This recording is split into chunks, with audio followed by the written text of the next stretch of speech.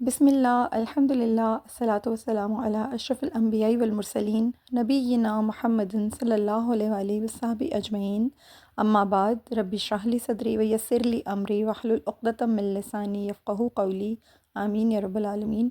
السلام علیکم ورحمۃ اللہ وبرکاتہ۔ الرحیق المختوم میں آج انشاءاللہ ہمارا لیکچر نمبر 81 سٹارٹ ہو رہا ہے اور ٹاپک ہمارا وہی ہے غزوہ فتح مکہ۔ مگر آج ہم براہ راست فتح مکہ کی بات نہیں کریں گے، بلکہ اس عظیم فتح سے پہلے اس سفر کے دوران پیش آنے والے چند ایسے خوبصورت، ایمان افروز اور دل کو چھو لینے والے واقعات کا تذکرہ کریں گے جو ہمارے لیے ہدایت، حکمت اور سبق کا خزانہ ہیں۔ گویا اس سفر میں جو ہدایت کی کرنیں ہیں جا بجا بکھری ہوئی، ہم انہیں اپنے دامن میں سمیٹنے کی کوشش کریں گے، ان نورانی لمحات کا ذکر کریں گے جہاں سے ہمیں بہت سارے سبق آموز واقعات دیکھنے کو ملیں گے، سیکھنے کو ملیں گے، انشاءاللہ ہماری رہنمائی کریں گے اور ہمارے لیے بھی ہدایت کا بہت بڑا ایک پیغام ان میں چھپا ہوا ہے۔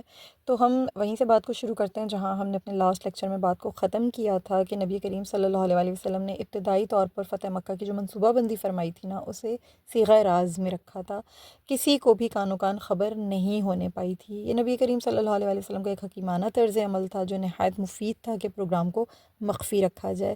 اسی سلسلے میں نبی کریم صلی اللہ علیہ وآلہ وسلم نے اپنے دشمن کو اپنے منصوبے سے بے خبر رکھنے کے لیے، بلکہ یوں کہہ لیں کہ وہم میں مبتلا کرنے کے لیے ایک اور حکمت عملی اپنائی کہ آپ صلی اللہ علیہ وسلم نے یکم رمضان کو نجد کی طرف ایک 8 رکنی سریہ روانہ فرمایا۔ نجد کا علاقہ وہ علاقہ ہے جہاں پر آج کا سعودی عربیہ کا کیپٹل موجود ہے، ریاض، یہ نجد کے علاقے میں، مکہ مدینہ حجاز کے علاقے میں۔ تو یہاں سے مطلب یوں سمجھ لیجئے کہ یہ جو مدینہ سے جو اس علاقے کا فاصلہ تھا وہ 300 کلومیٹر تھا، اور آپ صلی اللہ علیہ وسلم نے ایک 8 رکنی سریہ تیار فرمایا جو کہ قبیلہ غطفان کی ایک ذیلی شاخ بنو اشجع کی ایک وادی تھی جسے وادی عزم کہا جاتا ہے، اس کی طرف انہیں روانہ کیا۔ حضرت ابو قتادہ بن ربیع رضی اللہ تعالیٰ عنہ کو آپ نے اس سریہ کا جو چیف تھا، جو انچارج تھا، وہ مقرر فرمایا اور انہیں اس طرف بھجوا دیا۔ اور یہ کرنے کا جو آپ صلی اللہ علیہ وسلم کا قصد تھا، جو ارادہ تھا، جو مقصد تھا، وہ بنیادی طور پر یہ تھا کہ لوگوں کے ذہن مکہ کی طرف منتقل نہ ہوں اور آپ صلی اللہ علیہ وسلم اہل مکہ کو بے خبری میں ہی جا کر لیں۔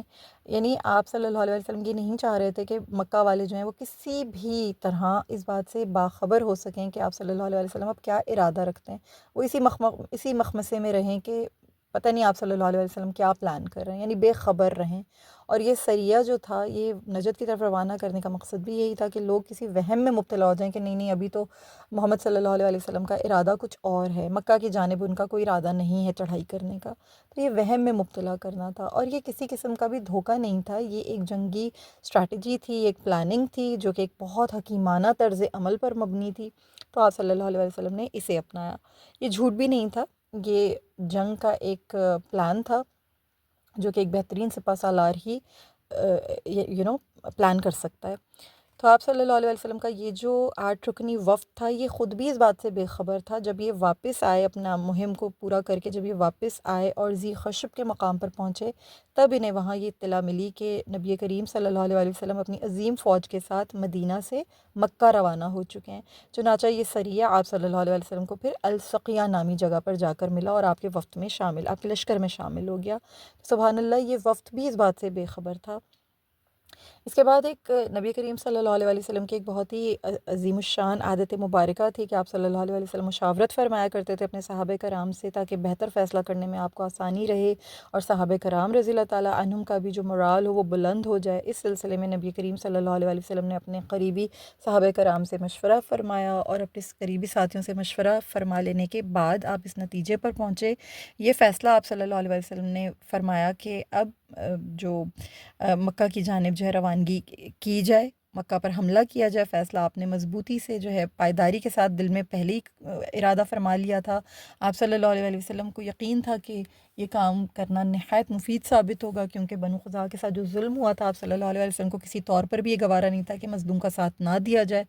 لیکن اس کے بعد جب صحابہ کرام کا مرال بھی آپ نے دیکھا کہ بہت ہائی ہے، تو نبی کریم صلی اللہ علیہ وسلم نے پھر اپنے جو قریب و جوار کے جو مسلمان حلیف قبائل تھے انہیں بھی لشکر میں شامل ہونے کی دعوت دی۔ اس سلسلے میں نبی کریم صلی اللہ علیہ وسلم نے اپنے 14 صحابہ کرام جو کہ بہت ہی ٹرسٹ وردی صحابہ تھے، ان قبائل کی جانب بھجوایا جو مسلمان حلیف قبائل تھے، ان کی جانب بھجوایا اور انہیں جمع کرنے کا حکم دیا کہ ان کو جمع کرو، ان کو لشکر یعنی ان کے لشکروں کو بھی اپنے ساتھ شامل کرنے کے لیے اپنے صحابہ کو روانہ کیا کہ ان حلیف قبائل کو جو جمع کیا جائے۔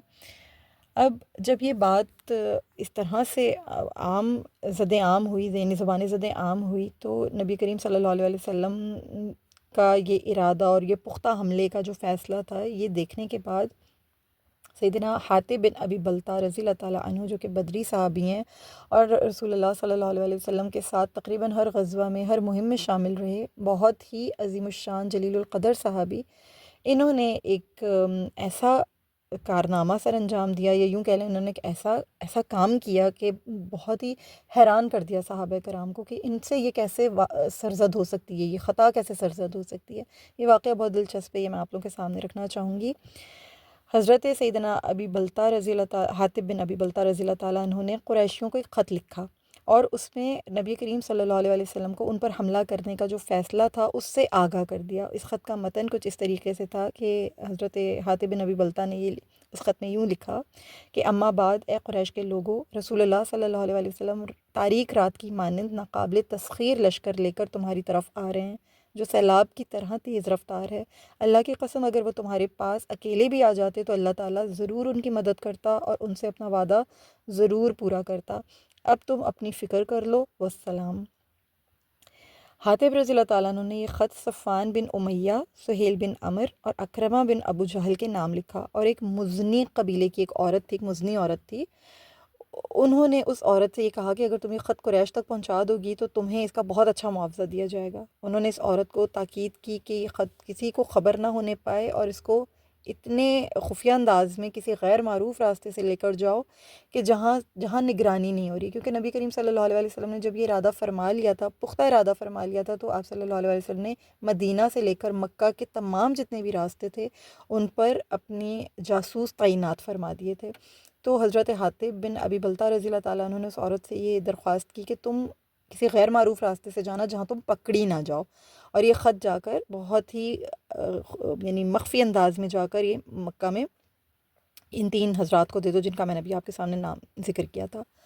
عورت نے اس بات کو قبول کیا، اور اچھا معاوضہ ملنے کے لالچ میں اس عورت نے اس بات پہ رضامندی ظاہر کی، چنانچہ وہ عورت خط لے کر مدینہ سے روانہ ہوئی اور ایسے راستے پر چل پڑی جس کے لوگ یوزولی فیملیئر نہیں تھے، عادی نہیں تھے، وہ بہت غیر معروف راستہ تھا، ان نون راستہ تھا، کسی کو بھی نہیں پتہ تھا کہ یہ عورت کس طرف سے جا رہی ہے۔ لیکن اللہ کے نبی صلی اللہ علیہ وسلم اللہ کے خاص بندے ہیں، اللہ کے چنیدہ ہیں، اللہ تعالیٰ وحی کے ذریعے سے نبی کریم صلی اللہ علیہ وسلم کو تمام معاملات سے آگاہ فرما دیتے ہیں۔ اس بار بھی یہی ہوا، بذریعہ وحی رسول اللہ صلی اللہ علیہ وسلم کو حاطب رضی اللہ تعالیٰ عنہ کے خط کی خبر دے دی گئی۔ آپ صلی اللہ علیہ وسلم نے فوراً حضرت علی، حضرت زبیر، حضرت مقداد رضی اللہ تعالیٰ عنہم کو روانہ کیا اور انہیں تاکید فرمائی کہ اس مزنی عورت تک جلد پہنچ جاؤ جسے حاطب نے اہل مکہ کے نام خط دے کر یعنی بھیجا ہے اور قریشیوں کو جنگ کی خبر سے آگاہ کیا ہے۔ یہ حضرات فوراً اس عورت کی طرف روانہ ہوئے اور خلقہ نامی مقام پر جا کر وہ عورت انہیں مل گئی۔ انہوں نے اسے سواری سے اتارا اور سامان کی تلاشی لی، اس کے پاس سے کچھ بھی نہیں ملا۔ انہوں نے اس کے ساتھ سختی سے پیش آتے ہوئے یہ کہا کہ اللہ کی قسم، رسول اللہ صلی اللہ علیہ وسلم ہرگز جھوٹ نہیں بول سکتے، کیونکہ صحابہ کو رسول اللہ صلی اللہ علیہ وسلم کا مقام و مرتبہ معلوم تھا، ان کا ایمان مضبوط تھا، وہ جانتے تھے کہ رسول اللہ صلی اللہ علیہ وسلم کبھی جھوٹ نہیں بول سکتے، اور ہم بھی جھوٹ نہیں بول رہے ہیں تمہارے ساتھ، لہٰذا وہ خط فوراً ہمارے حوالے کرو جو تمہارے پاس موجود ہے، ورنہ ہم تمہاری خود تلاشی لیں گے۔ اب سبحان اللہ، وہ عورت تھی تو ایک مشرکہ، لیکن اس کے باوجود اس کے اندر ایک حیا تھی۔ حیا جو ہوتی ہے نا، یہ بہت بڑی چیز ہوتی ہے۔ اس عورت کے اندر حیا تھی۔ جب اس کو یہ احساس ہوا کہ یہ مرد میری تلاشی لیں گے اور ہو سکتا ہے کہ میرا سطر جو ہے وہ ظاہر ہو جائے یا کچھ بھی، اس کے ذہن میں جب یہ خیال آیا، ایک ذہن میں اس کی یہ فکر آئی، تو اس نے انہیں کہا کہ ٹھیک ہے، تم لوگ دور ہو جاؤ اور اپنے چہرے جو ہیں وہ پلٹا لو۔ انہوں نے اپنے چہرے پلٹائے، اس عورت نے اپنا جوڑا کھولا اور خط نکال کر ان کے حوالے کر دیا۔ یہ حضرات خط لے کر رسول اللہ صلی اللہ علیہ وسلم کے پاس واپس تشریف لے آئے۔ اب یہاں رک کر ایک بہت خوبصورت چیز جو ہمیں سمجھنی ہے، یہ جو حیا ہوتی ہے نا، یہ ایمان کی روشنی ہوتی ہے۔ وہ عورت ایمان والی نہیں تھی، مگر اس کے اندر ایک چھوٹا سا چراغ تھا جو روشن تھا، اس کا دل اندھیرے میں نہیں تھا۔ ایمان والی نہیں تھی، مگر اندر اس کے حیا کا چراغ روشن تھا جو سچ ظاہر کرنے کا سبب بنا۔ اگر وہ عورت بے ایمان بھی ہوتی اور بے حیا بھی ہوتی تو اسے کوئی فرق نہ پڑتا، مگر وہ حیا والی عورت تھی، اور حیا انسان کے لیے بہت خاص چیز ہے۔ اور رسول اللہ صلی اللہ علیہ وسلم نے جیسے کہ فرمایا کہ ہر دین کی خصلت ہوتی ہے، اور اسلام کی خصلت حیا ہے۔ اللہ تعالی ہم سب کو باحیا رہنے کی توفیق عطا فرمائے، چاہے ہمارے مرد ہوں، چاہے ہماری عورتیں ہوں، چاہے ہمارے بچے ہوں، چاہے ہمارے بزرگ ہوں۔ حیا ہم سب کا گہنا ہے، ہم سب کی زینت ہے، ہم سب کا زیور ہے۔ اللہ تعالی ہمیں ہمیشہ باحیا رہنے کی توفیق عطا فرمائے۔ اس عورت کا یہ کردار خصوصی طور پہ جو حیا سے متعلق ہے، یہ ایمان کی روشنی ہے، سبحان اللہ، خاص طور پہ ان کے لیے جو ایمان والے ہیں۔ حالانکہ وہ عورت ایمان نہیں رکھتی تھی، وہ عورت پیگن تھی، وہ عورت مشرکہ تھی، لیکن اس کے باوجود اس کے اندر ایک چھوٹی سی روشنی تھی جو ٹمٹما رہی تھی، سبحان اللہ۔ مجھے یہ چیز بہت متاثر کیا اس چیز نے، اس لیے میں آپ کے ساتھ بھی یہ چھوٹا سا ایک ذکر جو ہے میں کرنا بہتر سمجھ رہی ہوں۔ اس کے بعد یہ ہوا کہ نبی کریم صلی اللہ علیہ وسلم نے حاطب رضی اللہ تعالیٰ عنہ کو بلایا اور پوچھا کہ یا حاطب ما حملک علی ھذا، حاطب تم نے ایسا کیوں کیا؟ انہوں نے عرض کی کہ اللہ کے رسول صلی اللہ علیہ وسلم، میں اللہ اور اس کے رسول صلی اللہ علیہ وسلم پر کامل ایمان رکھتا ہوں، میں نے اپنے ایمان میں کوئی خلل نہیں ڈالا، لیکن میں وہ شخص ہوں جس کی مکہ میں کوئی اصل اور کوئی خاندان نہیں ہے، یعنی ان کا وہاں کوئی بھی نہیں تھا، وہ بیسیکلی بنیادی طور پر مکاوی بھی نہیں تھے، مکہ سے تعلق نہیں رکھتے تھے، وہ مائیگرنٹ تھے، وہ یمنی تھے، تو ان کا وہاں پہ مکہ میں کوئی بھی نہیں تھا، اصل خاندان بھی کوئی نہیں تھا۔ تو انہوں نے فرمایا کہ وہاں میرے بال بچے ہیں، اس لیے میں نے اہل مکہ کے ساتھ بھلائی کرنی چاہی تھی تاکہ وہ میرے اہل و عیال کا خیال رکھیں۔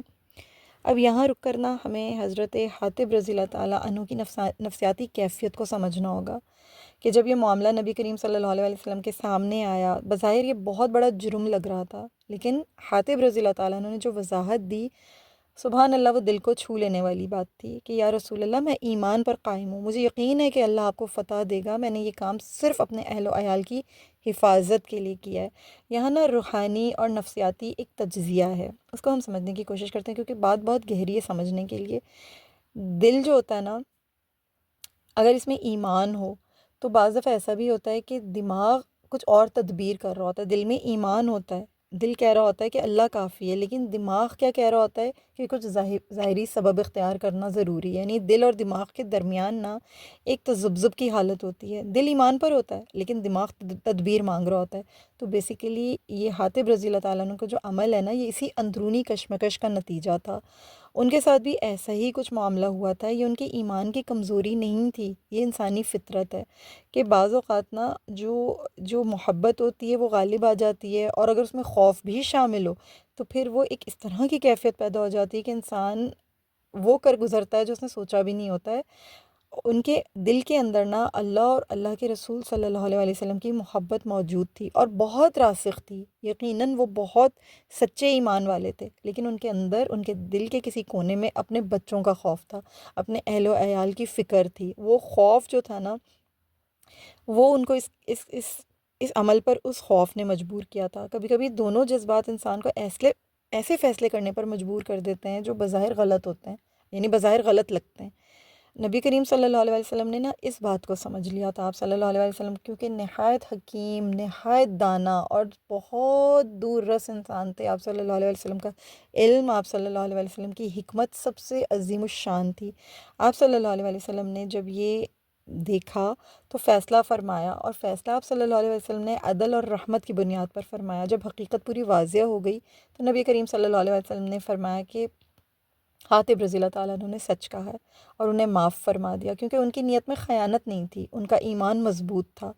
اللہ نیتوں کو دیکھتا ہے، سبحان اللہ۔ ہمارا جو رب ہے نا، وہ بعض اوقات جانتا ہے انسان کی کمزوری کو، کہ انسان ہو سکتا ہے اپنے عمل میں کمزور ہو، اس کا عمل ناپختہ ہو، مگر اگر اس کی نیت سچی ہو تو اللہ تعالیٰ اس عمل کو بھی قبول فرماتے ہیں، اور اگر وہ انسان کوئی خطا بھی کر بیٹھتا ہے غیر دانستہ طور پر یا دانستہ طور پر، اللہ تعالیٰ اس کو معاف بھی فرما دیتے ہیں۔ مومن کی لغزش بھی ہدایت کا سبب بنتی ہے، بعض اوقات ذریعہ بن جاتی ہے اس کی ہدایت کا، اور یہ واقعہ ہمیں یہ سبق دے رہا ہے کہ اللہ اپنے بندوں کو گرنے کے بعد بھی سنبھال لیتا ہے، نہ صرف گرنے کے بعد سنبھال لیتا ہے بلکہ ان کی عزت بھی سنبھالتا ہے، صرف انہی کو نہیں سنبھالتا، ان کے مورالز کو نہیں سنبھالتا، ان کے وقار کو بھی سنبھالتا ہے، سبحان اللہ العظیم۔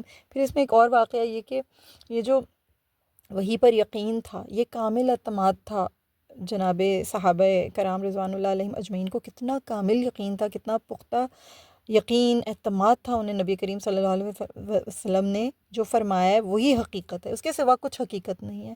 یہی یقین انہیں کامیابی تک بھی لے گیا، وہ خط لے کے واپس آئے، خط لے کر آنے میں کامیاب بھی ہو گئے۔ تو سبحان اللہ العظیم، سبحان اللہ العظیم، یہ واقعہ ہمیں بہت ہی خوبصورت یعنی پہلو ہیں جن کی طرف ہمیں رہنمائی کر رہا ہے کہ انسان کی نیت اصل ہوتی ہے، اور ایمان اگر مضبوط ہو، دل میں اللہ اور اللہ کے حبیب صلی اللہ علیہ وآلہ وسلم کی محبت موجود ہو، اور وقتی طور پر کوئی اور جذبہ غالب آنے کی کوشش بھی کرے، تو مومن کی نیت پر شک نہیں کرنا چاہیے۔ حقائق کو سمجھنا بہت ضروری ہے کہ اصل حقائق کیا ہیں، اور وہی حقائق جان کر نبی کریم صلی اللہ علیہ وآلہ وسلم نے حضرت حاتب رضی اللہ تعالیٰ عنہ کی جو معافی تھی اسے بھی قبول فرمایا، ان کی وضاحت کو بھی قبول فرمایا، اگرچہ حضرت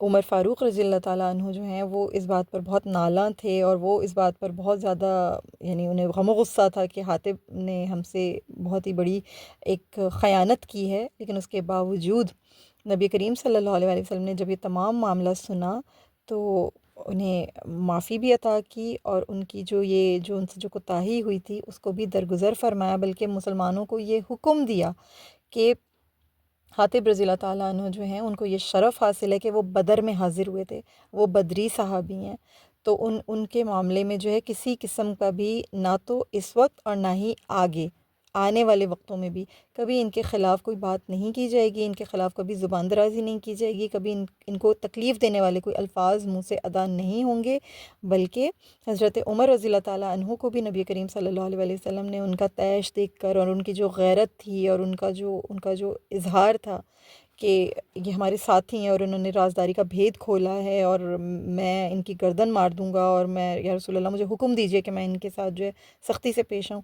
نبی کریم صلی اللہ علیہ وآلہ وسلم نے ان لمحات میں حضرت عمر رضی اللہ تعالیٰ عنہ کو بھی ٹھنڈا کیا، ان کے بھی دل کو، اور ان کی بھی جو ان کے جذبات تھے، ان جو طیش میں آ رہے تھے، انہیں اس طرف متوجہ کیا کہ اے عمر، اصل بات یہ ہے کہ آپ کا غصہ جو ہے وہ فقط اللہ تعالیٰ کے لیے، رسول اللہ صلی اللہ علیہ وآلہ وسلم کی خاطر تھا، لہٰذا جب حقیقت آپ کے سامنے اب آ گئی ہے تو پھر اپنا برتاؤ جو ان کو بدلنا پڑا، اور پھر جب یہ حقیقت انہیں بتائی گئی کہ وہ بدر میں شرکت کرنے والے صحابی ہیں، تو پھر حضرت عمر رضی اللہ تعالیٰ عنہ نے اپنے برتاؤ کی طرف نظر ثانی کی، اور اپنی اضطراری کیفیت کو بھی انہوں نے پھر سنبھالا۔ یہی نبی کریم صلی اللہ علیہ وآلہ وسلم کا خوبصورت انداز تھا کہ وہ سب کو انکلوڈڈ فیل کراتے تھے، وہ ہر ایک کو بہترین انداز میں اس کے لیول پر آ کر سمجھتے تھے کہ اس وقت اس کی نفسیاتی کیفیت کیا ہے، اس وقت اس کی جذباتی کیفیت کیا ہے، اس وقت اس کے دل کی کیا حالت ہے، اس وقت اس کی نیت کیا ہے۔ یہ نبی کریم صلی اللہ علیہ وآلہ وسلم کا خاصہ تھا، اور یہی ایک نبی کی شان ہوتی ہے، یہی ایک رسول کی عظمت ہوتی ہے۔ تو یہ نبی کریم صلی اللہ علیہ وآلہ وسلم نے اس طرح سے اس معاملے کو حل فرمایا، اور نبی کریم صلی اللہ علیہ وآلہ وسلم نے پھر اس مصلحت کو بھی سمجھتے ہوئے انہیں معافی بھی عطا کی، اور انہیں ان کی وضاحت کو بھی قبول فرمایا۔ یہاں پر ایک اور سمجھنے کی بات بہت خاص ہے کہ سیدنا حاتب رضی اللہ تعالیٰ عنہ کی معافی یا ان جیسی کوتاہی کا ارتکاب اگر کوئی اور مسلمان کرے، کوئی اور فرد کرے، تو کیا یہ جو معافی کی دلیل ہے یہ اس کے لیے کافی ہوگی، یہ اس کے لیے بنے گی؟ نہیں۔ انہیں جو معافی ملی تھی نا، اس کا ایک خاص سبب یہ تھا کہ وہ اس پائے کے صحابی ہیں کہ جو بدر میں حاضر ہوئے تھے، انہیں بدر میں حاضر ہونے کا شرف حاصل ہے، لہٰذا یہ بات اچھی طرح سمجھ لینے کے قابل ہے کہ سیدنا حاتب رضی اللہ تعالیٰ عنہ کا یہ عمل مسلمانوں کے خلاف جاسوسی کرنے اور ان کا راز افشا کرنے کے زمرے میں آتا ضرور ہے، مگر انہیں معافی اس فضیلت کی بیس پر بھی ملی ہے کہ اللہ تعالیٰ نے فرمایا تھا کہ بدری صحابی جو ہیں یہ جو چاہے کر سکتے ہیں، اللہ تعالیٰ نے ان کے تمام گناہ معاف کر دیے، یعنی ان سے کوئی بھی گناہ سرزد ہوگا اللہ تعالیٰ اس کا بوجھ ان کے اوپر سے اٹھا لے گا۔ یہ انہیں شرف حاصل ہے، یہ بدری صحابہ کو یہ شرف حاصل ہے، تو یہ بھی ایک بہت خاص بات پیش نظر رہی نبی کریم صلی اللہ علیہ وسلم کی بھی، اور ہماری بھی پیش نظر رہنی چاہیے کہ ان کا مقام و مرتبہ ایک عام مسلمان یا ایک عام غلطی کرنے والے یا مسلمان کا راز افشا کرنے والے فرد سے نہایت مختلف ہے۔ ان کا عمل یا ان کا جو فیصلہ ہے وہ مختلف حالات کے پیش نظر، مختلف دلائل کی موجودگی میں، مختلف دلائل کی بنیاد پر کیا گیا ہے، ان کا فیصلہ مختلف ہے یہ کسی عام فرد کے مقابلے میں، ٹھیک ہے؟ تو اس بات کو ہمیشہ ہمیں سمجھنا ہے، اس بات کو ہمیشہ ذہن میں رکھنا ہے۔ اب جب یہ فیصلہ فرما لیا گیا کہ اب روانگی کی جائے، یعنی سفر کی روانگی کا حکم دے دیا گیا۔ تو پھر ابن اسحاق نے یہ بیان کیا ہے کہ رسول اللہ صلی اللہ علیہ وسلم پر سفر پر نکلے تو مدینہ میں اپنی نیابت کے لیے ابو رحم کلثوم بن حسین بن عتبہ بن خلف غفاری رضی اللہ تعالیٰ عنہ کا تقرر فرمایا۔ یہ آپ صلی اللہ علیہ وسلم کی عادت مبارکہ تھی کہ آپ صلی اللہ علیہ وسلم ہمیشہ کسی نہ کسی کو مدینہ کی نیابت سونپ کر ہی تشریف لے جایا کرتے تھے مدینہ سے باہر، تو وہی آپ صلی اللہ علیہ وسلم نے فرمایا۔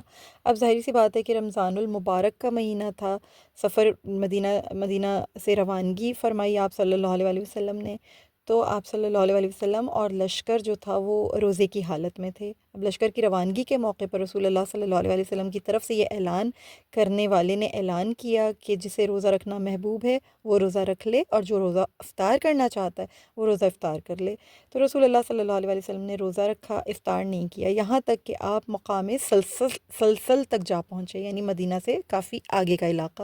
آپ صلی اللہ علیہ وسلم مہاجرین و انصار اور عرب کے مختلف گروہوں کے ساتھ اونٹوں اور گھوڑوں پر مدینہ سے نکلے۔ آپ صلی اللہ علیہ وسلم نے زبیر بن عوام رضی اللہ تعالیٰ عنہ کو 200 سواروں کے ساتھ آگے بھیج دیا۔ پھر آپ صلی اللہ علیہ وسلم ذوالحلیفہ کے مقابل ایک مقام تھا جس کو بیدہ کہا جاتا ہے، اس بیدہ کے مقام پر پہنچے تو ارشاد فرمایا، میں اس بادل کو، یعنی بنو کعب کی مدد کی وجہ سے چمکتا ہوا دیکھ رہا ہوں۔ وہ جو آپ صلی اللہ علیہ وسلم نے ارشاد فرمایا، ایک بادل وہاں بنو کعب کی جو یعنی مدد تھی اس کے لیے چمک رہا تھا۔ میں نے آپ کو بتایا تھا بنو خزاعہ کے لیے ایک بادل آسمان پر آیا تھا، ہم نے لاسٹ لیکچر میں اس کو پڑھا بھی تھا۔ رسول اللہ صلی اللہ علیہ وسلم جب مدینہ منورہ سے مکہ کے لیے روانہ ہوئے تو اس وقت آپ کے ساتھ مدینہ میں رہنے والے تمام جنگجو صحابہ کرام رضوان اللہ علیہم ساتھ چل پڑے۔ اس موقع پر مہاجرین و انصار میں سے کوئی بھی پیچھے نہیں رہا، اور آپ صلی اللہ علیہ وسلم مدینہ سے مکمل رازداری کے ساتھ نکلے۔ اس پوری عسکری تیاری اور جو فوجی جتہ بندی تھی نا، اس کا اہل مکہ کو بالکل بھی پتہ نہیں چلا۔ قریش خوف و ہراس میں ضرور مبتلا تھے، لیکن انہیں یہ ہرگز پتہ نہیں تھا کہ آپ صلی اللہ علیہ وسلم کا ارادہ کیا ہے۔ اب رستے میں جو روزہ کھولا گیا تھا نا، اس کے بارے میں بھی میں تھوڑا سا آپ کے سامنے رکھتی ہوں کہ صحیح بخاری اور صحیح مسلم دونوں ہی میں عبداللہ بن عباس رضی اللہ تعالیٰ عنہما سے روایت ہے، وہ کہتے ہیں کہ بلا شبہ رسول اللہ صلی اللہ علیہ وسلم مدینہ سے رمضان المبارک میں نکلے، اور آپ صلی اللہ علیہ وسلم کے ساتھ 10,000 کا لشکر تھا، اور یہ 8ویں سال کی بات ہے، یعنی یہ 8 ہجری کی بات ہے۔ آپ صلی اللہ علیہ وسلم اور آپ صلی اللہ علیہ وسلم کے ساتھ مسلمان مکہ کی طرف جو چلے تھے، روزہ رکھا ہوا تھا سب نے، اور تمام مسلمان جو تھے وہ روزے کی حالت میں جب قدید پہنچ گئے، یہ علاقہ اسفان اور قدید کے مابین ہے، آپ صلی اللہ علیہ وسلم نے وہاں پہنچ کر روزہ کھول دیا تھا۔ آپ صلی اللہ علیہ وسلم نے جب روزہ کھولا تو آپ کے ساتھ دیگر لوگ جو تھے انہوں نے بھی روزہ کھول دیا، کیونکہ گرمی بہت زیادہ تھی۔ موطا امام مالک میں بھی ابو بکر بن عبد الرحمن نے ایک صحابی سے ہی بیان کیا کہ گرمی اس قدر تھی کہ نبی کریم صلی اللہ علیہ وسلم نے جب یعنی اتنی گرمی تھی کہ سورج بالکل اپنے عروج پر تھا، وہاں گرمی یا پیاس کی شدت کی وجہ سے رسول اللہ صلی اللہ علیہ وسلم اپنے سر پر پانی ڈال رہے تھے۔ مسند احمد میں ابن عباس رضی اللہ تعالیٰ عنہما سے روایت ہے کہ آپ صلی اللہ علیہ وسلم نے فتح مکہ کے سال رمضان میں سفر فرمایا، اور آپ صلی اللہ علیہ وسلم نے روزہ رکھا یہاں تک کہ اسفان پہنچ گئے۔ پھر آپ صلی اللہ علیہ وسلم نے ایک برتن منگوایا اور سب لوگوں کے سامنے روزہ کھول لیا، اور آپ صلی اللہ علیہ وسلم اپنے سر پر بھی پانی بار بار جو ہے وہ ڈال رہے تھے، اس قدر گرمی تھی۔ ابو سعید خدری رضی اللہ تعالیٰ عنہ فرماتے ہیں کہ ہم نے نبی کریم صلی اللہ علیہ وسلم کے ساتھ مکہ کی طرف سفر کیا، ہمارا روزہ تھا، ہم نے ایک جگہ پڑاؤ ڈالا تو رسول اللہ صلی اللہ علیہ وسلم نے فرمایا، تم صبح اپنے دشمن سے بھڑنے والے ہو، اس لیے روزہ کھول دینا تمہارے لیے بہتر ہے، چنانچہ تم روزہ کھول لو۔ ابو سعید خدری رضی اللہ تعالیٰ عنہ فرماتے ہیں یہ آپ کا حکم تھا کہ روزہ کھول لو۔ ایک روایت میں کہ کچھ لوگ ایسے بھی تھے جنہوں نے ابھی تک روزہ نہیں کھولا تھا، نبی کریم صلی اللہ علیہ وسلم نے ان کے بارے میں بتایا تھا، یعنی نبی کریم صلی اللہ علیہ وسلم کو جب ان کے بارے میں بتایا گیا تو آپ صلی اللہ علیہ وسلم نے فرمایا یہ نافرمان ہیں، یہ نہ ماننے والے ہیں، یعنی یہ نافرمانی تھی آپ صلی اللہ علیہ وسلم کی۔ یہاں رک کر نا ایک بات بہت خاص ہے جو سمجھنی ہمیں بہت ضروری ہے۔ بعض لوگ سفر کے دوران بھی، بیماری میں بھی، due to some medical conditions, یہ خوف محسوس کرتے ہیں کہ نہیں پتہ نہیں اگلے سال رمضان ملے گا نہیں ملے گا، ہمیں روزہ رکھنا ہی ہے، ہم رکھ لیتے ہیں۔ یہ جب اللہ کی طرف سے کسی چیز کی آسانی آپ کو عطا ہوئی ہے، جب نبی کریم صلی اللہ علیہ وسلم کی طرف سے آپ کو کسی چیز میں رخصت عطا ہوئی ہے، اس کو بھی یہ سوچ کے قبول کرنا چاہیے کہ اس میں بھی اجر کا پہلو موجود ہے۔ آپ جب اطاعت کرتے ہیں نا تو آپ اجر سے محروم نہیں ہوتے ہیں۔ اپنی جان پہ ظلم نہیں کرنا چاہیے، متشدد نہیں ہونا چاہیے اپنے رویوں میں۔ بعض لوگ سفر میں حال بے حال ہو رہے ہیں مگر روزہ رکھیں گے، یہ چیز بہتر نہیں ہے، یہ چیز احسن نہیں ہے۔ اپنے آپ کو آسانی دینا بھی مومن کے لیے واجب ہے، کیونکہ اللہ نے آسانی دی ہے۔ جب آپ اللہ کی اطاعت کر رہے ہیں، اللہ کے نبی صلی اللہ علیہ وسلم کی اطاعت کر رہے ہیں، تو اس بات میں کیوں اس خوف میں کیوں مبتلا ہو رہے ہیں کہ آپ کو گناہ ملے گا؟ ہرگز گناہ نہیں ملے گا، اللہ کی جانب سے رخصت ہے۔ بیمار ہیں تو بھی روزہ نہیں جانے دے رہے ہیں، بھئی آپ کو ایک میڈیکل کنڈیشن ہے، آپ روزہ رکھنے میں آپ کو سہولت دی اللہ کی طرف سے، آپ اس کو اس آسانی کو تحفتاً قبول کریں، دل سے قبول کریں۔ آپ کو گناہ نہیں ملے گا، آپ کے ایمان میں کوئی کمی نہیں آ جائے گی، آپ کے اجر میں کوئی کمی نہیں آ جائے گی، بلکہ نافرمانی آپ کے کھاتے میں نہ آ جائے گی۔ نافرمانی سے بچیں۔ اللہ تعالیٰ جہاں سہولت دیتے ہیں اس سہولت کو اپنے لیے تحفتاً قبول کریں کہ اللہ کی طرف سے تحفہ ملا ہے مجھے، ٹھیک ہے؟ متشدد نہیں ہونا ہے اپنے رویوں میں۔ ہمیں بعض لوگ بہت متشدد ہیں، یہ ٹھیک بہتر یہ رویہ ٹھیک نہیں ہے، یہ کام احسن نہیں ہے۔ سمجھنے کی ضرورت ہے، ہمیں اصلاح کی ضرورت ہے۔ اس کے بعد ایک بہت خاص بات جو کہ ایک بہت خوبصورت واقعہ ہے ایمان قبول کرنے سے متعلق، یعنی ابو سفیان بن حارث اور عبداللہ بن ابی امیہ کا اسلام لانا۔ یہ دو لوگ کون تھے؟ ایک عام تاثر ہے کہ ابو سفیان، یہ وہ ابو سفیان ہے جو ابو سفیان بن حرب جو کہ اس وقت مکہ کے قریش کا جو سردار ہے، نہیں یہ وہ والے ابو سفیان کی بات نہیں ہو رہی ہے، یہ ابو سفیان بن حارث بن عبد المطلب، حضرت عبد المطلب جو نبی کریم صلی اللہ علیہ وسلم کے دادا ہیں، ان کے ایک بیٹے جو سب سے بڑے بیٹے تھے حارث، یہ ان حارث کے بیٹے ہیں۔ یہ رسول اللہ صلی اللہ علیہ وسلم کے چچا زاد بھائی ہیں، ابو سفیان بن حارث۔ یہ عمزاد ہیں، یعنی چچا زاد ہیں، اور حلیمہ سعدیہ سے رضائی بھائی بھی تھے نبی کریم صلی اللہ علیہ وسلم کے۔ بہت شدید عداوت تھی ان کے دل میں، نبی کریم صلی اللہ علیہ وسلم سے شدید عداوت تھی، شاعر بھی تھے، اور یہ رسول اللہ صلی اللہ علیہ وسلم کے اصحاب کی بھی بہت زیادہ ہجوم کیا کرتے تھے۔ یہ مستقل یہ شخص 20 سال تک رسول اللہ صلی اللہ علیہ وسلم سے عداوت پر قائم رہے، اتنی عداوت رکھی، اتنی نبی کریم صلی اللہ علیہ وسلم کے لیے دل میں نفرت اور کدورت رکھی، شاعری بھی کی تو رسول اللہ کی شان میں گستاخیاں کیں، بہت اصحاب کی بھی ہجوم کرتے رہے۔ ابو لہب کی طرح نبی کریم صلی اللہ علیہ وسلم کی شدید مخالفت رکھی، جس طرح ابو لہب نے نفرت رکھی، شدید مخالفت رکھی اور آپ صلی اللہ علیہ وسلم کو شدید اذیتیں دیں، بالکل یہی طریقہ کار ابو سفیان بن حارث بن عبد المطلب کا بھی رہا۔ جب قریش نے مکہ میں آپ کا محاصرہ کیا، یہ بنو ہاشم کے ساتھ شیبہ ابی طالب میں داخل نہیں ہوئے تھے، یہ ادھر داخل نہیں ہوا، اس وقت یہ شخص ظاہر ایمان پر نہیں تھا، تو یہ وہاں اس شیبہ ابی طالب میں بھی داخل نہیں ہوا، حالانکہ بنو ہاشم سے تعلق تھا۔ آپ صلی اللہ علیہ وسلم کے خلاف قریش کے ساتھ ہر مارکے میں شرکت ہوتی تھی ان کی، بہت ہی زیادہ اذیتیں دی ہیں رسول اللہ صلی اللہ علیہ وسلم کو۔ تو رسول اللہ صلی اللہ علیہ وسلم نے مکہ کے جن بڑے بڑے مجرموں کا خون بہانا مباح قرار دیا تھا، یعنی جائز قرار دیا تھا، ان میں ابو سفیان بن حارث بھی شامل تھا۔ جب اس نے دیکھا کہ رسول اللہ صلی اللہ علیہ وسلم کا لایا ہوا دین جزیرۃ العرب کے بڑے حصے پر غلبہ پا چکا ہے، تو یہ نا بہت ان کے دل کے اندر ایک اذیت تھی، ایک حسد تھا، اور حسد کے مارے برا حال تھا، یہ غلبہ برداشت نہیں ہو رہا تھا ان سے۔ یہ اسی نفرت، اسی بغض و عداوت اور اسی جلن میں، اسی حسد میں نا یہ انہوں نے جزیرۃ العرب کو چھوڑنے کا فیصلہ کیا اور شاہ روم کے پاس چلے گئے۔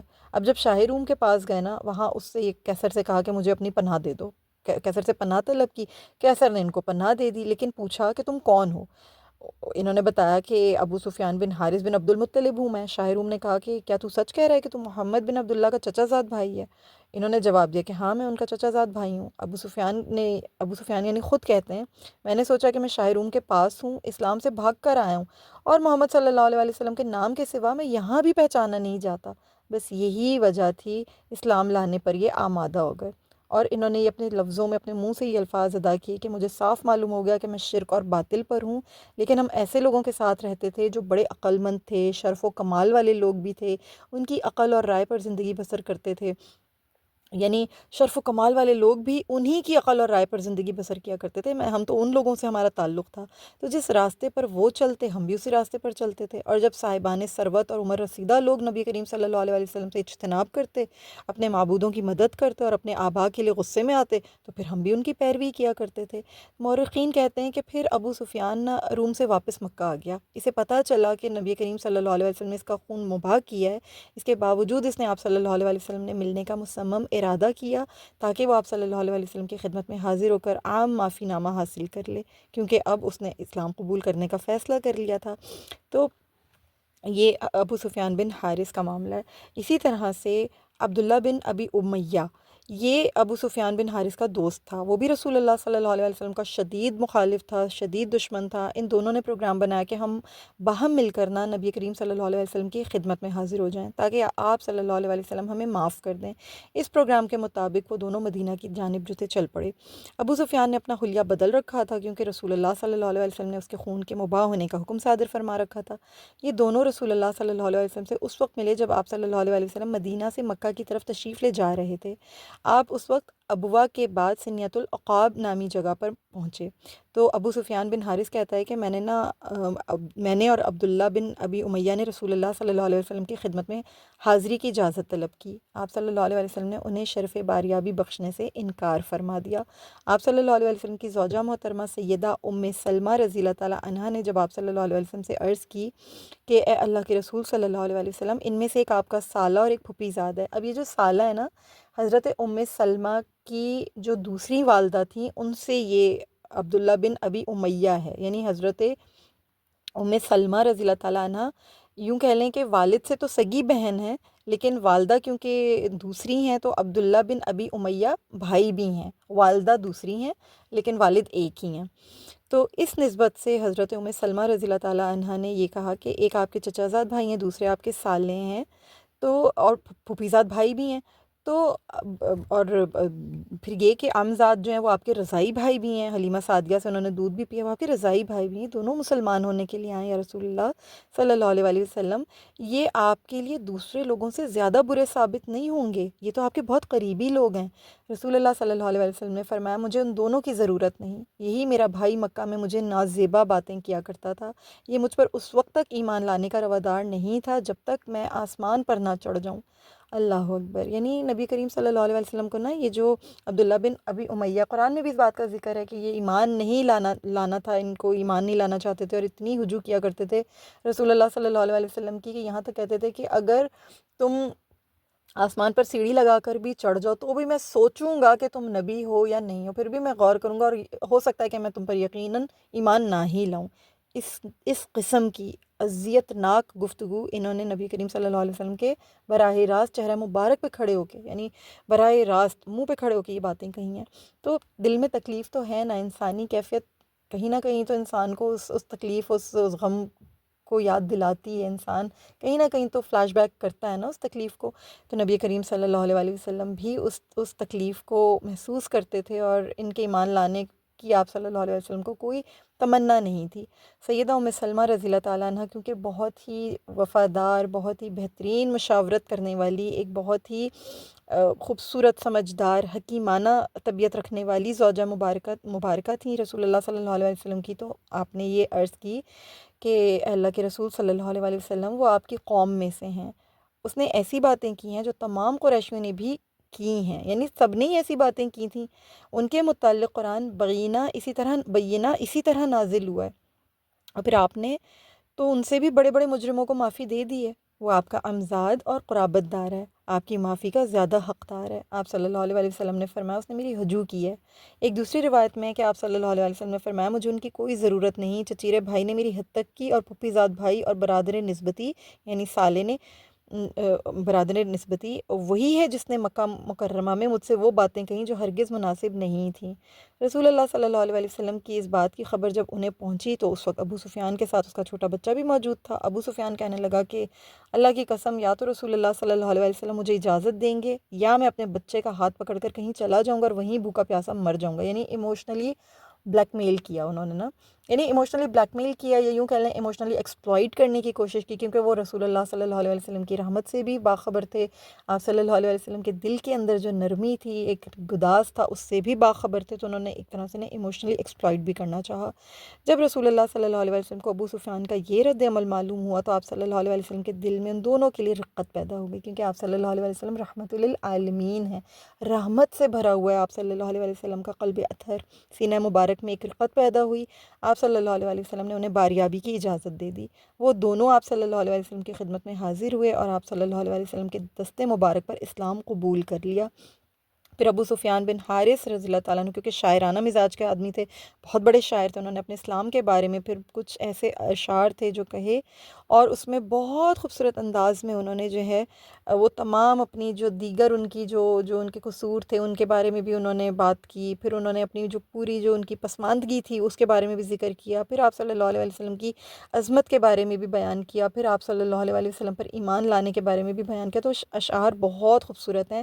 راوی کہتا ہے کہ جب ابو سفیان بن حارث رضی اللہ تعالیٰ عنہ نے رسول اللہ صلی اللہ علیہ وسلم کے روبرو یہ کہا، میں نے ہر طرح مقابلہ کیا، تو رسول اللہ صلی اللہ علیہ وسلم نے اس کے سینے پہ ضرب بھی لگائی اور یہ فرمایا، تو نے ہر طرح میرا مقابلہ کیا تھا، تو نے ہر طرح ہی میرا مقابلہ کیا تھا، یہ ضرب لگائی آپ صلی اللہ علیہ وسلم نے۔ باوجود اس کے کہ ان کا جرم بہت بڑا تھا، نبی کریم صلی اللہ علیہ وسلم نے ان کا عذر قبول کرتے ہوئے ان سے درگزر کیا، رحمت، شفقت درگزر کی۔ اتنی بلند ترین مثال ہے کہ اللہ تعالیٰ ایسی ہی شفقت، ایسا ہی درگزر ہم سب کے سینوں میں بھر دے۔ کتنے بڑے بڑے مجرم تھے جنہیں نبی کریم صلی اللہ علیہ وسلم نے رحمت کی نظر معاف کیا۔ اللہ تعالیٰ ہمیں بھی یہ توفیق عطا کرے۔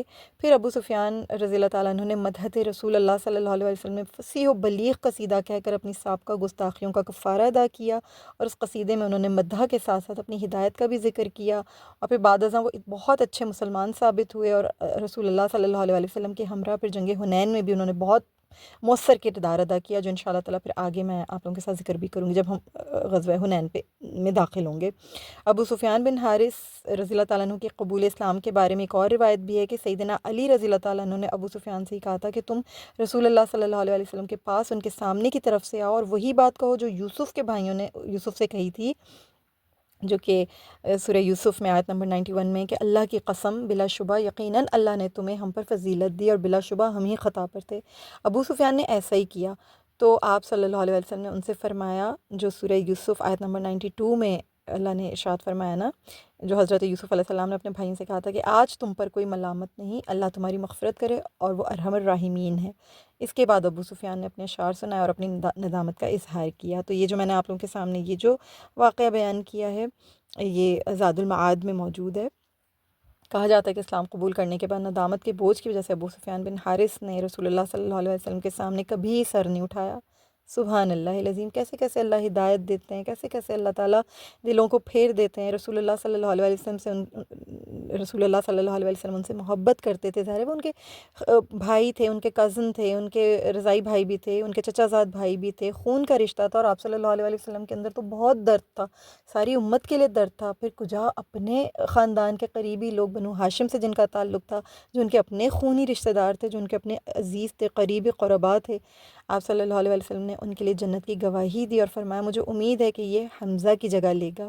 پھر جب ابو سفیان کی وفات کا وقت آیا تو وہ کہنے لگے میری موت پر کوئی آنسو نہ بہائے، اللہ کی قسم جب سے مسلمان ہوا زبان سے کبھی کوئی غلط بات نہیں کہی۔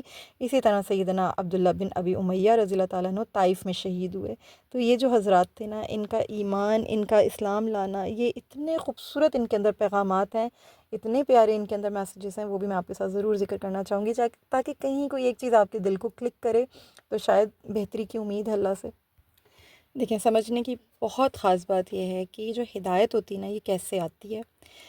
یاد رکھیے گا کہ ہدایت صرف علم یا دلیل کا نام نہیں ہے، ہمیشہ یاد رکھیے گا، یہ دل کے پلٹ جانے کا نام ہے۔ ہدایت آتی اس وقت ہے جب انسان کا دل پلٹتا ہے۔ کبھی انسان برسوں تک حق کے سامنے ہوتا ہے لیکن اس کا دل نہیں مان رہا ہوتا، حق سامنے ہوتا ہے لیکن بس دل نہیں آ رہا اس طرف، دل نہیں مائل ہو رہا اس طرف۔ پھر کبھی ایک ایسا لمحہ بھی آ جاتا ہے کہ سب کچھ واضح ہو جاتا ہے انسان کے اوپر۔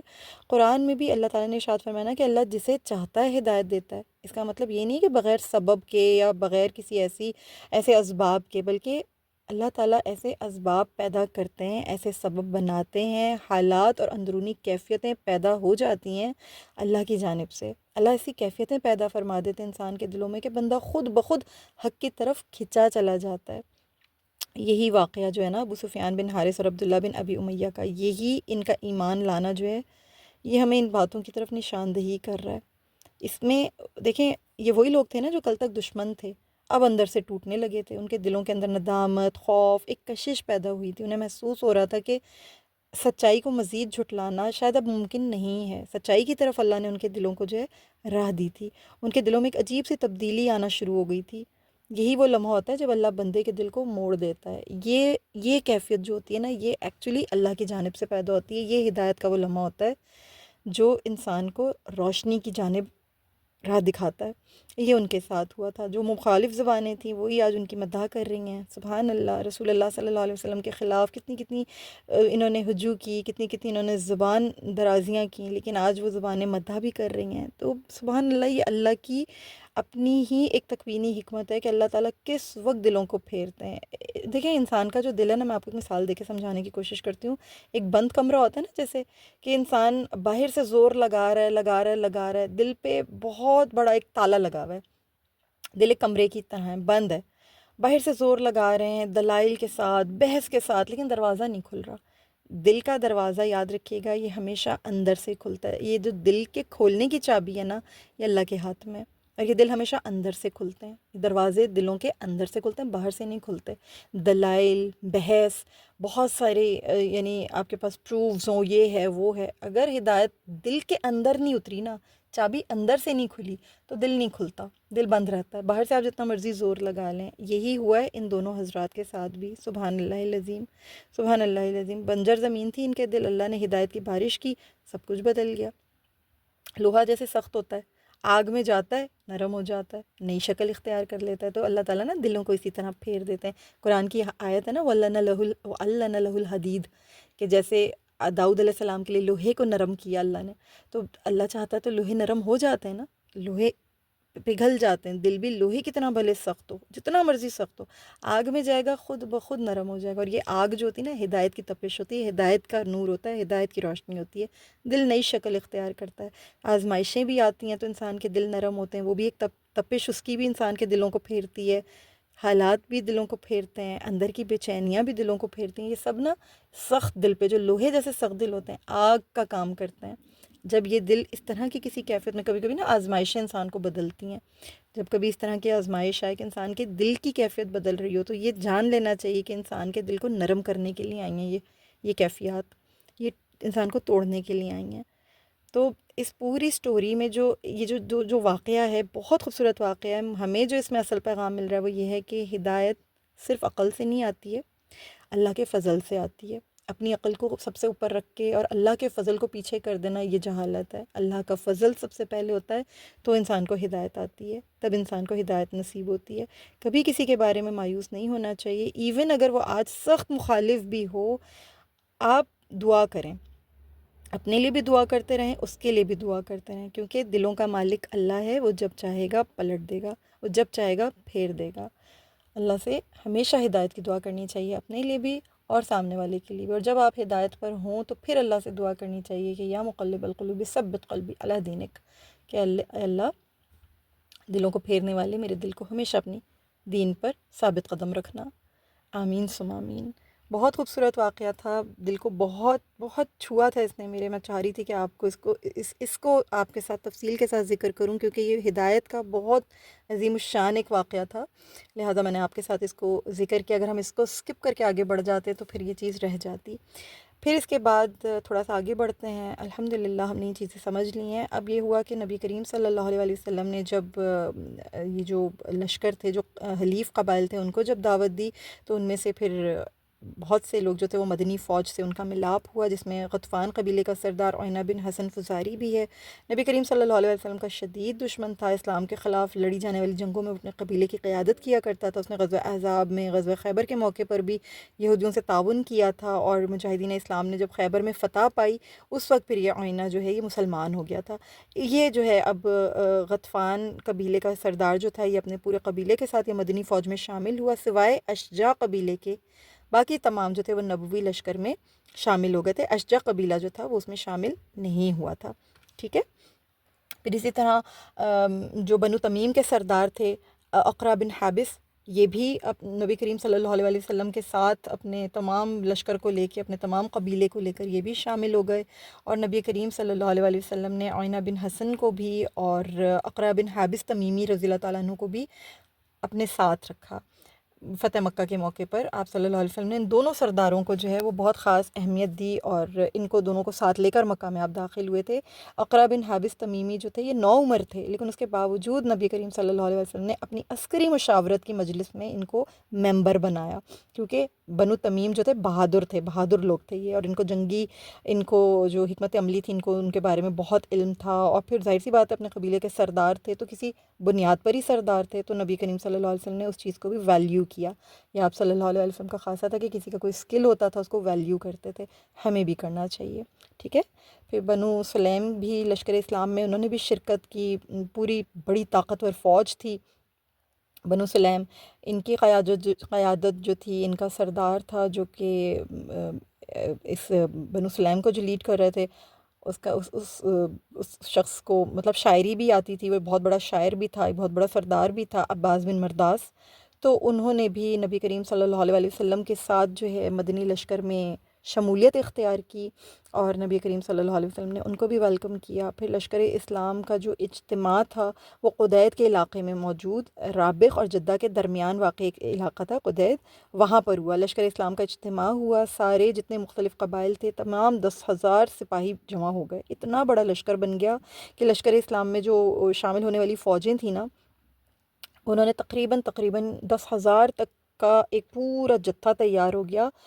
یہ مکہ میں قریش پر دھاوا بولنے والوں کے لیے جو گروپ بنا تھا، یعنی نبی کریم صلی اللہ علیہ وسلم کے ساتھ جو پیش قدمی کر رہے تھے، ان کی تعداد اس قدر ہو گئی تھی کہ کوئی شبہ نہیں تھا کہ وہاں پر مختلف قبائل اور جو شاہ سوار موجود تھے، ان کو دیکھ کر جو مکہ کے لوگ تھے وہ پریشان ہو جائیں، حواس باختہ ہو جائیں۔ مورخین کا اس بات پر اتفاق ہے کہ لشکر اسلام کی تیاری قبائلی بنیاد پر تھی، ہر قبیلے کی فوج پر اسی قبیلے کا آدمی سالار مقرر کیا گیا۔ آپ صلی اللہ علیہ وسلم نے قبائل کو کئی دستوں میں تقسیم فرمایا، جو انصاری دستے تھے ان کے نگران سالار بھی آپ صلی اللہ علیہ وسلم نے مقرر فرمائے، جو اوس کے دستے تھے ان کے سالاروں کو بھی مقرر فرمایا، پھر خزرج کے دستوں پر بھی انہی کے سرداروں کو مقرر فرمایا۔ مہاجرین کے دستے اور کمانڈرز جو تھے ان میں آپ صلی اللہ علیہ وسلم نے مہاجرین کی فوج میں قبائلی بنیاد پر دستوں اور کمانڈروں کو تقسیم نہیں کیا۔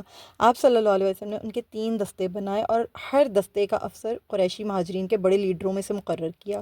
مہاجرین میں جو سارے لوگ قریشی نہیں تھے، آپ جانتے ہیں کہ جتنے بھی مہاجر تھے سارے تو قریش نہیں تھے، بلکہ ان کی ایک بڑی تعداد غیر قریشی قبائل سے بھی تھی، لیکن آپ صلی اللہ علیہ وسلم نے تینوں افسر قریش میں سے منتخب کیے اور انہیں پرچم تھمائے۔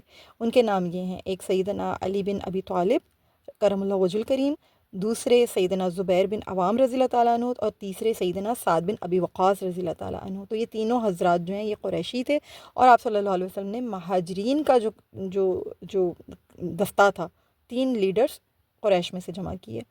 پھر دیگر قبائل کے دستے اور کمانڈر بھی آپ صلی اللہ علیہ وسلم نے بہت عظیم الشان انداز میں جو ہے تیار فرمائے، اور سب کو اپنی جو ان کے یعنی ان کی جو پوزیشنز تھیں ان کو وہ عطا فرمائیں، سب اپنی اپنی پوزیشنز پر تعینات ہو گئے۔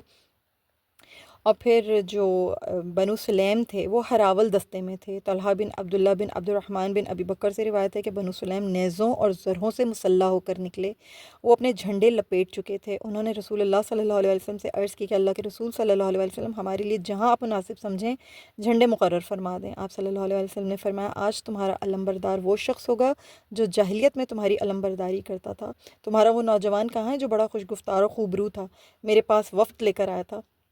انہوں نے جواب دیا کہ وہ حال ہی میں فوت ہو چکا ہے۔ تو نبی کریم صلی اللہ علیہ وسلم نے قدید سے مکہ کی طرف پیش قدمی کرنے والی فوج کا اراول دستہ بنو سلیم ہی کو مقرر کیا، یعنی سب سے آگے یہی دستہ تھا جو پیش قدمی کر رہا تھا۔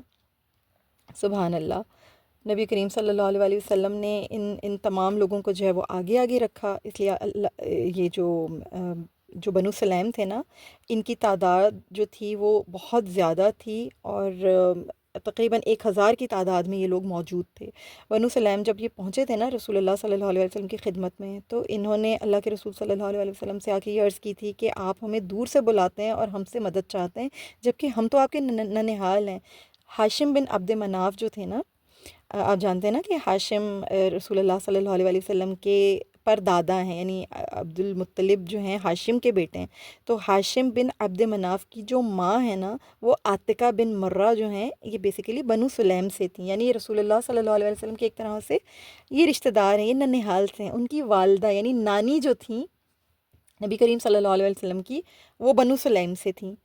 تو سبحان اللہ العظیم، یہ آپ صلی اللہ علیہ وسلم کے ننھال سے، تو انہوں نے یہ کہا کہ اللہ کے رسول صلی اللہ علیہ وسلم ہمیں ہراول دستے میں رکھیے تاکہ آپ دیکھیں کہ ہم آزمائش میں کیسے پورے اترتے ہیں۔ بے شک ہم جنگ کے وقت ثابت قدمی دکھانے والے اور دشمن سے ٹکراؤ کے وقت سچے اور گھوڑوں کی پشت پر سوار ہونے والے ہیں۔ رسول اللہ صلی اللہ علیہ وسلم نے فرمایا ٹھیک ہے۔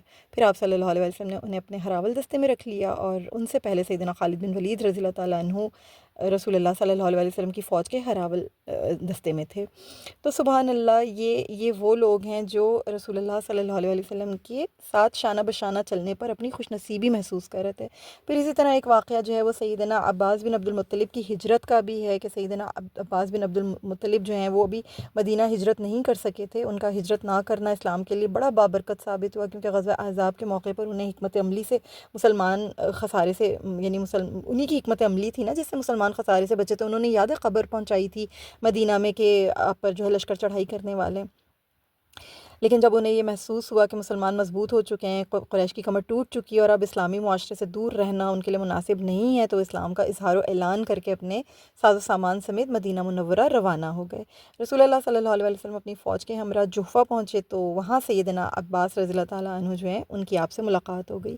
اس موقع پر سیدنا عباس رضی اللہ تعالیٰ عنہ نے اپنا ساز و سامان مدینہ بھیج دیا اور خود رسول اللہ صلی اللہ علیہ وسلم کی ہمراہی میں لشکر کے ساتھ شریک ہو گئے۔ سبحان اللہ العظیم۔ اب جب لشکر اسلام مرز زہران پہنچا تو رات کا وقت ہو گیا تھا۔ رسول اللہ صلی اللہ علیہ وسلم نے حکم دیا کہ رات یہیں بسر کی جائے۔ اس کے ساتھ آپ صلی اللہ علیہ وسلم نے فرمایا کہ ہر شخص اپنے اپنے پڑاؤ میں آگ جلائے۔ چنانچہ جب سب لوگوں نے اپنے اپنے پڑاؤ میں آگ جلائی تو 10,000 چولہے روشن ہو گئے۔ سبحان اللہ، یہ بھی آپ صلی اللہ علیہ وسلم کی ایک حکمت تھی، یعنی ہر ایک شخص نے جو ہے اپنے اپنے پڑاؤ میں آگ جلائی، 10,000 روشن ہوئے، اس وجہ سے ساری وادی جگمگا اٹھی۔ دوسری جانب نبی کریم صلی اللہ علیہ وسلم نے اس لشکر کی نگہداشت کے لیے سیدنا عمر رضی اللہ تعالیٰ عنہ کا تقرر فرمایا۔ ابھی تک اہل مکہ کو اس صورتحال کا علم نہیں تھا کہ مسلمان ان کے کتنے قریب آ چکے ہیں۔ مرہ زہران تو بالکل قریب تھا، مکہ کے بالکل قریبی، یعنی سمجھیں کہ نیکسٹ شہر جو ہے وہ مرہ زہران کہلاتا ہے، اتنا نزدیک آ چکے تھے۔ لیکن مکہ کے لوگوں کو اس صورتحال کا علم نہیں تھا، مسلمان ان کے قریب ہیں۔ پھر کفار مکہ کو یہ کھٹکا ضرور تھا کہ رسول اللہ صلی اللہ علیہ وسلم ان کے بارے میں یقیناً کوئی فیصلہ کریں گے اور بدلہ لینے کے لیے ان پر حملہ آور ہوں گے۔ چنانچہ انہوں نے حالات کا جائزہ لینے کے لیے ابو سفیان کو مقرر کیا۔ جب ابو سفیان اس کام کے لیے مکہ سے نکلا، یعنی نکلنے لگا بیسیکلی، تو اہل مکہ نے اس سے کہا کہ اگر تمہاری رسول اللہ صلی اللہ علیہ وسلم سے ملاقات ہو تو ان سے ہمارے لیے امان طلب کرنا۔ ابو سفیان حکیم بن حزام کو لے کر نکلا تو رستے میں ان کی ملاقات بدیل بن ورقہ سے ہو گئی۔ انہوں نے اسے بھی اپنے ساتھ چلنے کے لیے کہا تاکہ سب مل کر لشکر اسلام کے بارے میں معلومات حاصل کر سکیں۔ اب ہوا یہ کہ نبی کریم صلی اللہ علیہ وسلم کے چچا حضرت عباس بن عبد المطلب بھی نبی کریم صلی اللہ علیہ وسلم کے ساتھ مرہ زہران پہنچ چکے تھے۔ انہیں قریش کی کوئی خیر خبر نہیں تھی، مگر انہیں یہ یقین تھا کہ قریش کی اب خیر نہیں ہے۔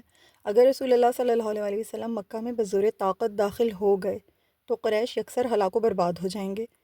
چنانچہ وہ رسول اللہ صلی اللہ علیہ وسلم کے سفید خچر پر سوار ہو کر مقام عراق تک آئے اور دل میں سوچا کہ شاید کوئی آدمی مل جائے جو مکہ والوں کو رسول اللہ صلی اللہ علیہ وسلم کی آمد کی اطلاع دے اور ان سے کہے کہ وہ آ کر آپ صلی اللہ علیہ وسلم سے امن کی درخواست کریں، قبل اس کے کہ نبی کریم صلی اللہ علیہ وسلم بزور طاقت مکہ میں داخل ہوں۔ وہ بھی یہ بات سوچ ہی رہے تھے کہ انہوں نے ابو سفیان بن حرب، حکیم بن حزام اور بدیل بن ورقہ کی آواز سنی۔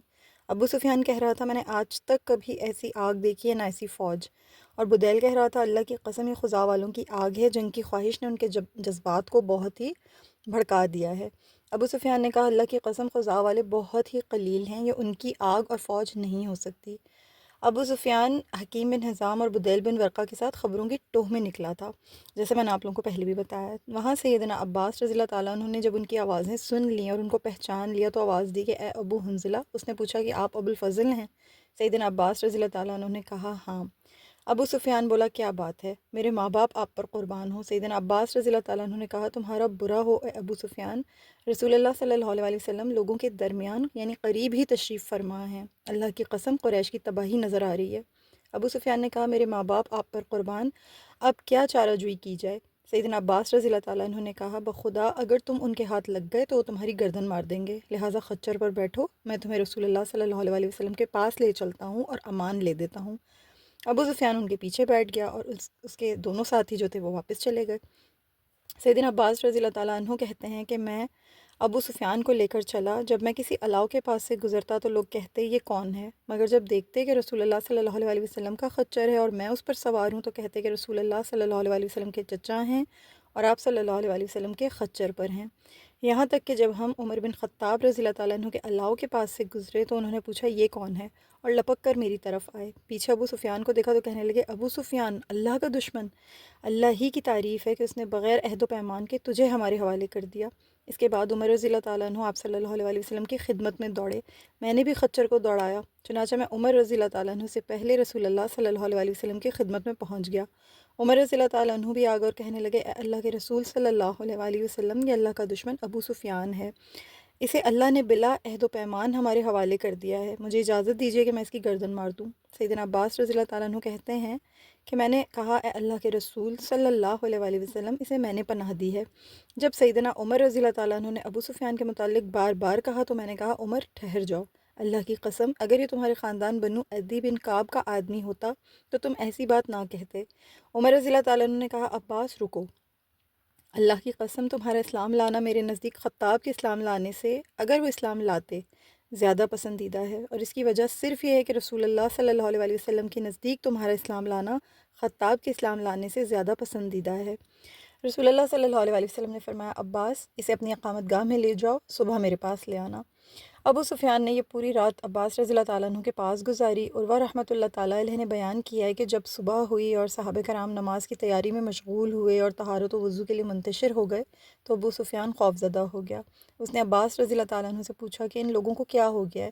عباس رضی اللہ تعالیٰ عنہ نے کہا انہوں نے اذان سن لی ہے، اب یہ نماز کی تیاری میں مشغول ہیں۔ اس کے بعد نماز کا وقت ہوا۔ ابو سفیان نے نماز با جماعت کا عجیب و غریب منظر دیکھا، سبحان اللہ العظیم۔ اس نے دیکھا کہ رسول اللہ صلی اللہ علیہ وسلم کے رکوع کرنے پر سب رکوع میں چلے جاتے ہیں، آپ صلی اللہ علیہ وسلم کے سجدہ کرتے ہی سب آپ کے پیچھے سجدے میں چلے جاتے ہیں۔ اس نے حیرت بھرے لہجے میں عباس رضی اللہ تعالیٰ عنہ سے پوچھا کہ عباس، وہ نبی صلی اللہ علیہ وسلم انہیں جو بھی حکم دیتے ہیں وہ اسے کر لیتے ہیں؟ انہوں نے جواب دیا ہاں، اللہ کی قسم اگر وہ انہیں یہ حکم دیں کہ وہ اپنا کھانا پینا چھوڑ دیں تو پھر بھی وہ آپ کی بات مانیں گے۔ موسیٰ بن عقبہ کی روایت میں یہ بھی ہے کہ جب رسول اللہ صلی اللہ علیہ وسلم نے وضو کیا تو صحابہ آپ کے وضو کا پانی یعنی وضو کا گرنے والا پانی اپنے ہاتھوں میں لینے لگے۔ یہ دیکھ کر ابو سفیان بساختہ بول اٹھا عباس، میں نے آج رات جیسا منظر کیسر و کسریٰ کے درباروں میں بھی نہیں دیکھا۔ اللہ اکبر۔ سیدنا عباس رضی اللہ تعالیٰ عنہ بیان کرتے ہیں کہ میں نے صبح ابو سفیان کو خدمت نبوی میں پیش کیا تو آپ صلی اللہ علیہ وسلم نے اسے دیکھ کر فرمایا ابو سفیان تم پر افسوس، کیا اب بھی تمہارے لیے وہ وقت نہیں آیا کہ تم یہ جان سکو کہ اللہ کے سوا کوئی عبادت کے لائق نہیں؟ ابو سفیان نے کہا میرے ماں باپ آپ پر قربان، آپ کتنے بردبار، کتنے کریم اور کتنے خویش پرور ہیں۔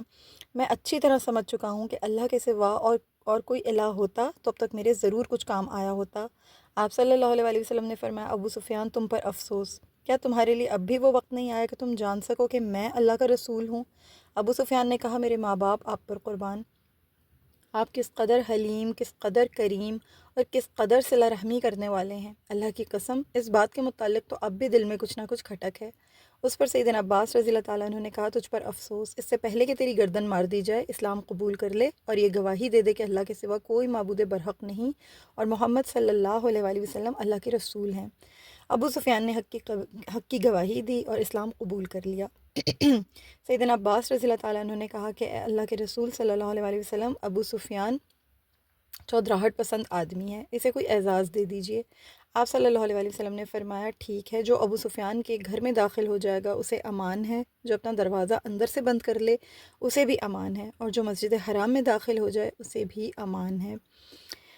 ابو سفیان کا جو معاملہ تھا نا، اس نے اسلام قبول کر لیا اور اب وہ تمام لشکر کا جو نظارہ تھا وہ اپنی آنکھوں سے دیکھ رہا تھا۔ جب ابو سفیان جانے لگے کیونکہ اسلام لا چکے تھے تو رسول اللہ صلی اللہ علیہ وسلم نے فرمایا کہ اے عباس، ابو سفیان کو وادی کی تنگ جگہ پہاڑ کے ناکے پر روک رکھو تاکہ یہ وہاں سے گزرنے والے اللہ تعالیٰ کے لشکروں کو دیکھ لے۔ نبی کریم صلی اللہ علیہ وسلم کی چاہت تھی کہ یہ مسلمانوں کو جب جاتے ہوئے دیکھیں گے تو ان کے دل پہ مزید اس چیز کا اثر ہوگا، اور کیونکہ انہوں نے نیا نیا اسلام قبول کیا ہے تو ان کو بہت کچھ جو ہے ہدایت کے طور پر دیکھنے اور سیکھنے کو ملے گا۔ سیدنا عباس رضی اللہ تعالیٰ عنہ نے ایسا ہی کیا، جس جگہ آپ صلی اللہ علیہ وسلم نے فرمایا تو انہیں وہیں روک لیا۔ ادھر قبائل اپنے اپنے پھریرے لیے گزر رہے تھے، یعنی اپنے اپنے لشکر کے ساتھ اور اپنے اپنے جو ان کے اسلحے تھے، ہتھیار وغیرہ، وہ سب لے کر جو ہے گزر رہے تھے۔ جب وہاں سے کوئی قبیلہ گزرتا تو ابو سفیان رضی اللہ تعالیٰ عنہ پوچھتے عباس یہ کون ہے؟ تو وہ جواب میں کہتے یہ سلیم ہے۔ ابو سفیان کہتے مجھے سلیم سے کیا واسطہ؟ پھر کوئی قبیلہ گزرتا تو ابو سفیان پوچھتے اے عباس یہ کون لوگ ہیں؟ وہ کہتے مزینہ ہیں۔ ابو سفیان کہتے مجھے مزینہ سے کیا مطلب؟ یہاں تک کہ رسول اللہ صلی اللہ علیہ وسلم انصار و مہاجرین پر مشتمل اپنے سبز دستے کے ساتھ تشریف لائے۔ اسلحے سے لیس ہونے کے باعث ان سرفروشوں کی صرف آنکھیں دکھائی دے رہی تھیں۔ سبحان اللہ العظیم۔ ابو سفیان رضی اللہ تعالیٰ عنہ نے کہا سبحان اللہ، اے عباس یہ کون لوگ ہیں؟ عباس رضی اللہ تعالیٰ عنہ نے بتایا یہ انصار و مہاجرین کے جلو میں رسول اللہ صلی اللہ علیہ وآلہ وسلم ہیں۔ ابو سفیان رضی اللہ تعالیٰ عنہ کہنے لگے بھلا ان سے محاذرائی کی طاقت کسے ہے؟ پھر کہنے لگے اللہ کی قسم اے ابو الفضل، تمہارے بھتیجے کی بادشاہت بہت پھیل گئی ہے۔ سیدنا عباس رضی اللہ تعالیٰ عنہ نے کہا ابو سفیان یہ نبوت ہے، بادشاہت نہیں۔ وہ کہنے لگے ہاں فی الواقع یہی بات ہے۔ سیدنا عباس رضی اللہ تعالیٰ عنہ نے کہا اپنی قوم کی فکر کرو۔ اس کے آگے کا انشاءاللہ تعالیٰ جو بھی معاملہ ہوا، نبی کریم صلی اللہ علیہ وآلہ وسلم نے کس طریقے سے مکہ میں یعنی اپنا کس طرح سے داخل ہوئے، کس شان کے ساتھ، کس شرف کے ساتھ، کس عظمت، کس وقار کے ساتھ آپ صلی اللہ علیہ وآلہ وسلم اپنے صحابہ کے درمیان مسجد حرام میں داخل ہوئے، کیا وہاں کا منظر تھا، کیا وہاں کا ماحول تھا، انشاءاللہ ہم اگلے لیکچر میں اس کے اوپر بات کریں گے۔ آج ہم نے جتنا سیکھا ہے سمجھا، اللہ سے دعا ہے کہ اللہ تعالیٰ اسے ہم سے قبول فرمائے۔ کوئی کمی ہو گئی ہو، کوئی شارٹ کمنگ رہ گئی ہو، کوئی کوتاہی ہو گئی ہو، کسر رہ گئی ہو، اللہ تعالیٰ سے درگزر فرمائے، معاف فرمائے، ہم سے اسے قبول فرمائے۔ یہ سیکھنا، سمجھنا، پڑھنا، پڑھانا میرے لیے، آپ کے لیے، ہم سب کے والدین کے لیے، آنے والی تمام نسلوں کے لیے، ہماری اولادوں کے لیے اللہ تعالیٰ صدقہ جاریہ بنائے، اور اللہ تعالیٰ ہمیں نبی کریم صلی اللہ علیہ وآلہ وسلم کی سچی محبت، اطاعت اور شفاعت نصیب فرمائے، آمین یا رب العالمین۔ جزاکم اللہ خیرا کثیرا۔ السلام علیکم ورحمۃ اللہ وبرکاتہ۔